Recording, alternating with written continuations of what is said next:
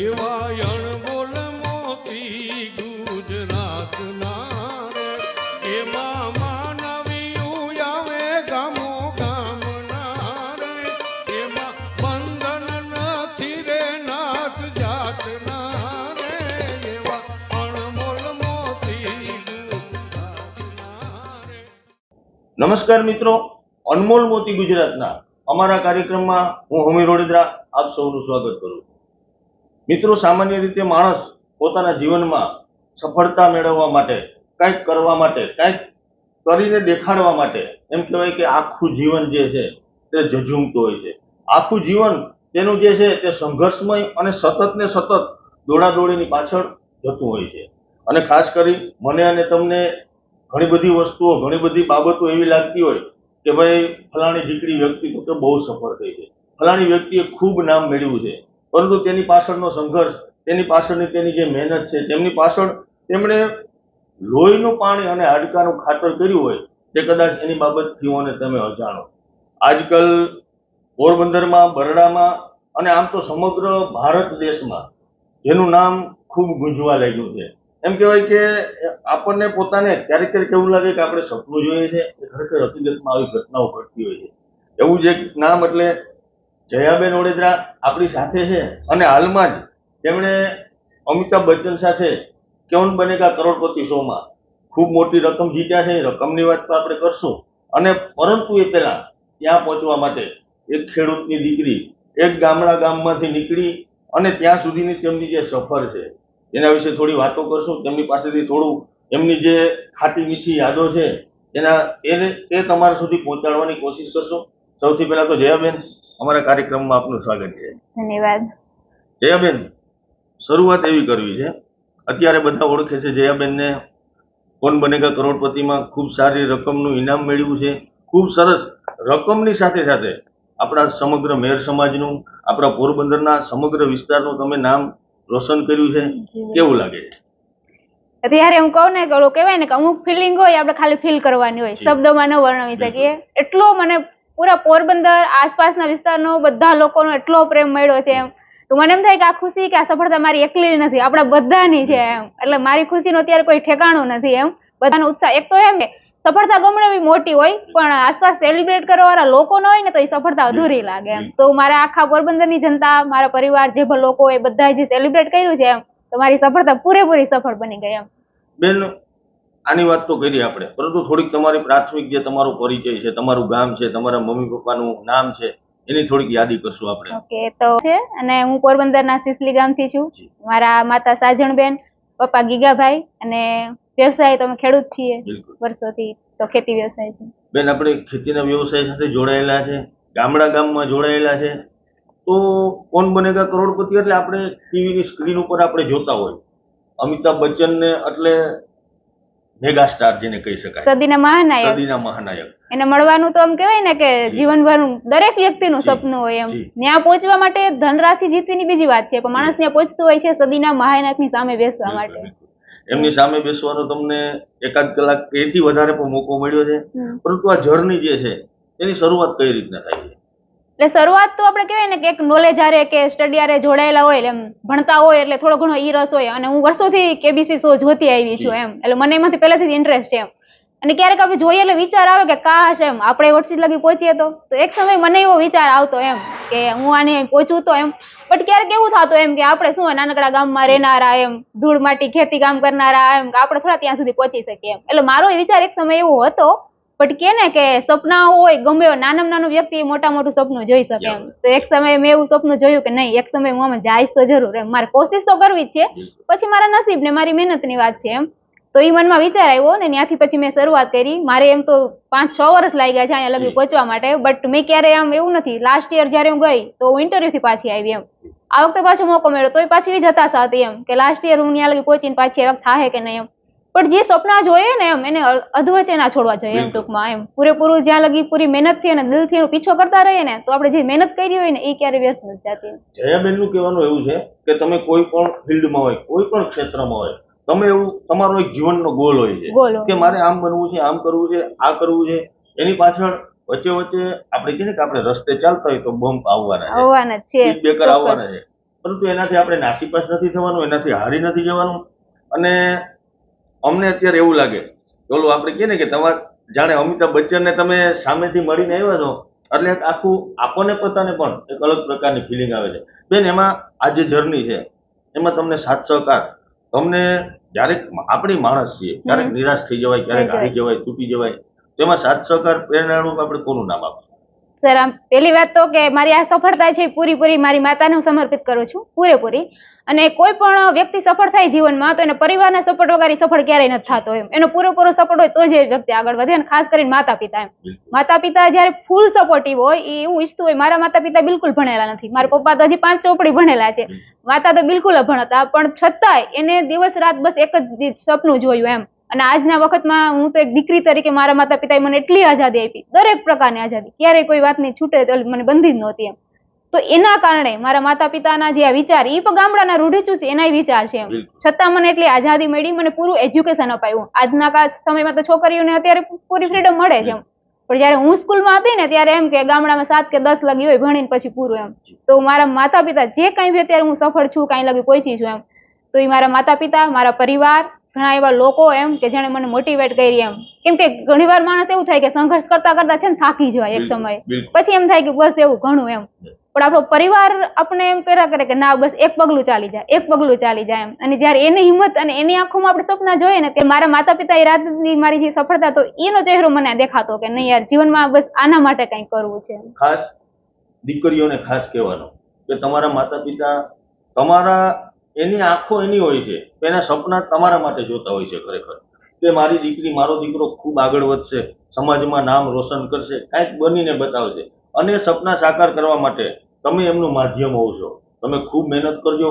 અને જ્યારે પણ કાંઈ પણ પગલું ભરતા પહેલા મમ્મી પપ્પાનો ચહેરો હંમેશા આપણી સામે રાખજો. બસ ઈ તમે એક ચહેરો આપણી સામે આવે ને, ગમે એટલી જીવનમાં પ્રોબ્લેમ હોય, ગમે એવું થાય, એમ થાય કે હવે બસ, પણ એક વખત એનો ચહેરો આવે ને ત્યારે એમ થાય કે બસ નહીં, લડી લઈએ, એક વખત કોશિશ કરી જવું એમ.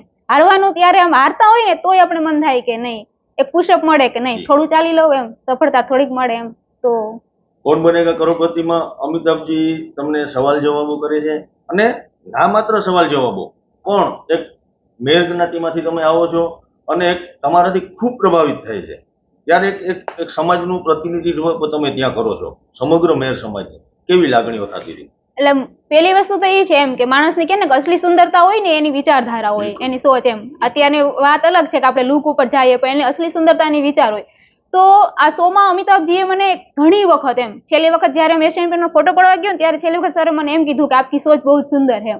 તો એક મારી વિચારધારાથી પ્રભાવિત થયા ને ત્યારે મને એમ થયા કે મારી જે વિચારધારા, મારી સોચ છે ને એના માટે આજ મને સર્ટિફિકેટ મળી ગયો. સદીના મહાનાયકે મને એવું કીધું કે તમારી સોચ એટલી સુંદર છે એમ, એનાથી વિશેષ આપણે શું હોય એમ.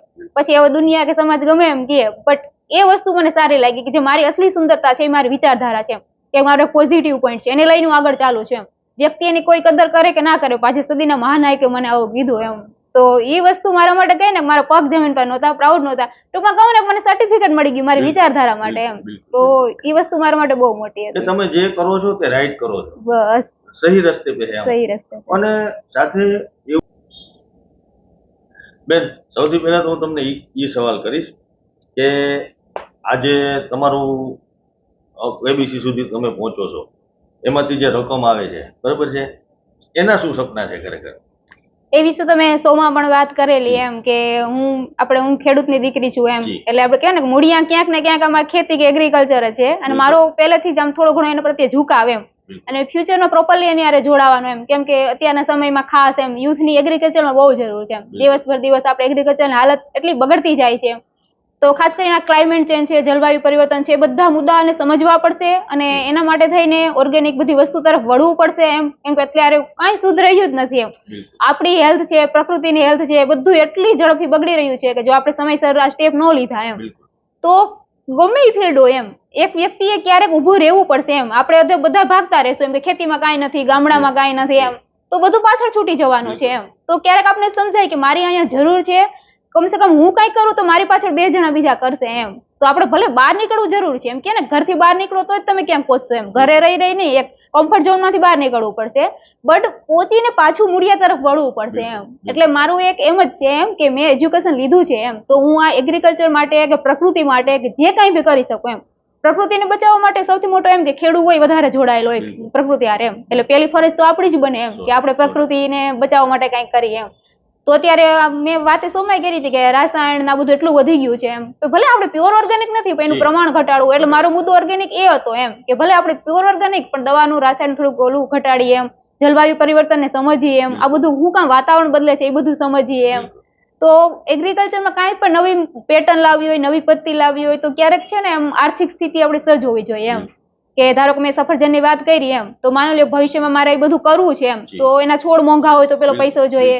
હવે હું થોડીક ખેતીનું રોકાણ કરું છું, એ 4-5 વર્ષે પાછું મને વળતર આવશે, તો 4-5 વર્ષ મને ખોટ જાય છે, તો એના માટે મારે પહેલેથી જો આર્થિક રીતે સજ્જ હોય તો એ બધું નવા પ્રયાસો છે કે નવી ટેકનોલોજી લાવી શકો એમ. આગળ વધી શકો. બાકી નાનો અને મધ્યમ ખેડૂત હોય તો પહેલેથી કરજામાં હોય, કાંઈ નહીં તો બેંકનો કરજો તો હોય જ, તો એ કંઈક નવું કરવા માટે એને થોડુંક વિચારવું પડે એમ કે આગળ જતા મને જો મને નિષ્ફળતા મળશે તો એક તો હું પહેલેથી જ ભાંગેલો છું, તો આ રકમ એમ કે એની માટે એ કરવીશ. અને બાકી તો આપણે કહેવાય ને નાના નાના ઘણા એવા સપના હોય કે ઘણી વખત એવું થતું હોય કે પૈસાના લીધે એ સપનાઓનો વેગ છે એ ધીમો થઈ જતો હોય એમ, તો એવું બધામાં મને આ રકમ. ખેડૂતની દીકરીના સપનાઓ પણ ખેડૂત જેવા જ છે.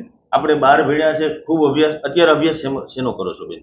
મેં કોમ્પ્યુટર એન્જિનિયરિંગ કરેલું છે, પછી વચ્ચે મેં ગવર્મેન્ટ જોબની પ્રિપેરેશન પણ કરેલી, બટ ક્યાંક ને ક્યાંક મારું કહેવાય ને કે મન પ્રકૃતિ આરે કે કૃષિ આરે જોડાયેલું હતું, એટલે એક સમય મને એમ સમજાણું કે નહીં, હવે મારું કહેવાય ને કે આપણું મન જ્યાં લાગેલું ને આપણે ખુશી મળે એમ, ઓલું પછી જબરદસ્તી કરવાનો કોઈ મતલબ નથી. એટલે અને સામાન્ય રીતે એવું બનતું હોય બેન કે આપણે એવો આગ્રહ રાખતા હોય કે આપણે વ્યસનથી દૂર રહીએ, આપણે બીજા બધા પાન ભાકી મસાલાથી દૂર રહીએ, કારણ કે કેન્સરને નોતરે છે, મોતને નોતરે છે, પરંતુ રોજિંદુ જે આપણો ખોરાક છે તેમાં અત્યારે આપણે ઝેર રેડી રહ્યા છે. અને તેનાથી આપણે ઘણું બધી એવી વસ્તુઓ સાંભળતા હોય કે ભાઈ ફલાણા ભાઈને કોઈ વ્યસન નતું છતાં પણ રોગ થયો છે, છતાં પણ કેન્સર થયું છે.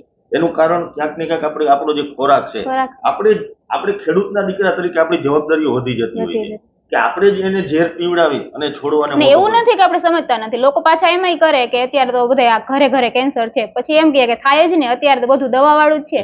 તો આપણે સમજીએ છીએ છતાં આપણે ભલે નાનકડો એમ, અત્યારે હું મારે ઓર્ગેનિક નું એ લેવલ નથી કરતી એમ, પણ મેં જેમ કીધું એમ એક સમય મારા ઘરના એવું થતું કે શાકભાજી દવા વગર થાય જ નહીં, પછી છેલ્લા 4 વર્ષથી મારા ઘરે શાકભાજીમાં એક પણ ટીપું દવાનું નથી જતું એમ, કે ફ્રૂટમાં નથી જતું, તો કમસે કમ હું એટલું કરી શકું એમ કે શાકભાજી આપણો રોજિંદો ખોરાક છે એમ, તો કમસે કમ ઈ તો દવા વગરનું કે હેલ્ધી છે ને એમ, તો મારો એટલો પ્રયાસ છે. પણ આગળ જતા એમ કે થોડું ઘણું શરૂઆત નાના બદલાવથી થતી હોય છે એમ, પછી આપણે આગળ વધી શકીએ એમ. અને આ બદલાવો જે છે, બેનની જે કોશિશ છે, હવે અત્યારે બેનને આપણે રોલ મોડેલ ની જેમ જોઈ શકીએ. જોકે બેનને આવું બધું ગમતું નથી, એ પણ મને ખબર છે, મીડિયાથી દૂર ભાગે છે, પરંતુ ખાસ ફરી એક વખત માં લીલબાઈનો આભાર માનશું.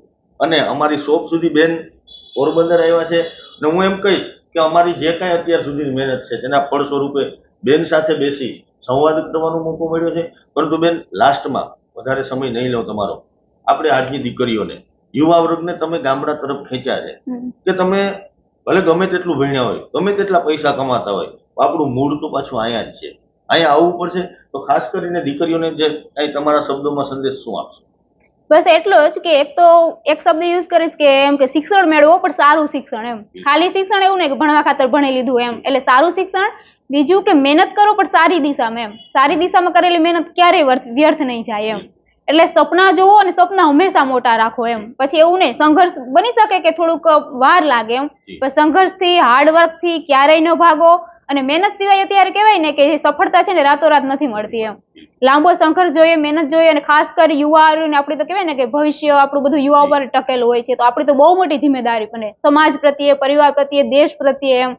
તો આપણે એમ કહેવાય ને આપણા મૂળિયા પ્રત્યે, અત્યારે કહેવાય ને કે આપણા મૂળ છે ક્યાંક ને ખતમ થતા જાય, આપણે એનાથી દૂર ભાગતા જાય એમ. તો એક યુવા તરીકે આપણી ફરજ છે એમ, એટલે એક આપણે સમાજમાં એક સારું આપણે ઉદાહરણ આપી શકીએ એવી હંમેશા આપણે કોશિશ કરતી રહેવી જોઈએ. અને સાથે સાથે આજના યુવા વર્ગને બીજો સંદેશ પણ આપીએ કે તમે આઝાદ છો, તમે પસંદ ના પસંદ તમારે કઈ રીતના રહેવું છે તમે નક્કી કરી શકો, પરંતુ આજકાલમાં હીરો હિરોઈનો કે કોઈ બીજા સ્ટારની પાછળ એને ફોલો ભલે તમે કરતા નહીં, એ તમારો વિષય છે, પરંતુ હારે આવી દીકરીઓને આપણે ફોલો કરશું, આવી દીકરીઓને આપણે સપોર્ટ કરશું.